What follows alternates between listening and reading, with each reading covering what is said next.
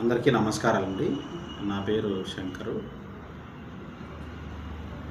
ఆంధ్రప్రదేశ్ రాష్ట్ర కురుమ సంఘాల నాయకులందరూ కలిసి గతంలో చాలా కమిటీలు వేశారు.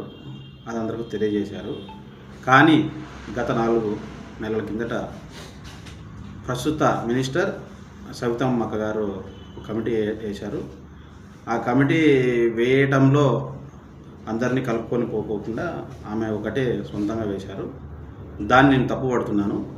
దాంతోపాటు కమిటీని వేసేటప్పుడు అందరినీ కలుపుకొని పోవాలని నా యొక్క ముఖ్య ఉద్దేశము, కురుబ నాయకుల యొక్క ఉద్దేశము.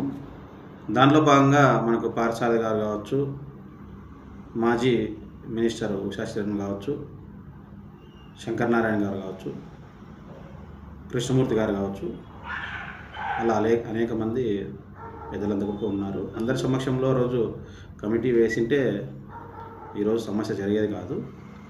అంతేకాకుండా అది కూడా అడా కమిటీ అని ఆ రోజు నియమించారు. ఫుల్ ఫ్లెడ్జ్డ్ కమిటీ కాదు ఆ రోజు వేసిన కూడా.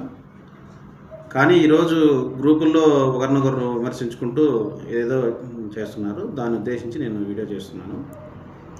ఇలా చేయడము కరెక్ట్ కాదు. అందరూ కలిసి సంఘాన్ని బలోపేతం చేసుకోవాలి.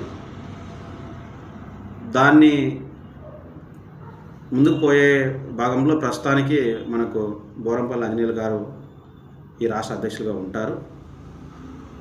తర్వాత మీరు కమిటీలు ఏమైనా వేసి అందరికీ నచ్చజెప్పి కమిటీలు వేస్తే మంచిదని కోరుకుంటున్నా. ధన్యవాదాలండి.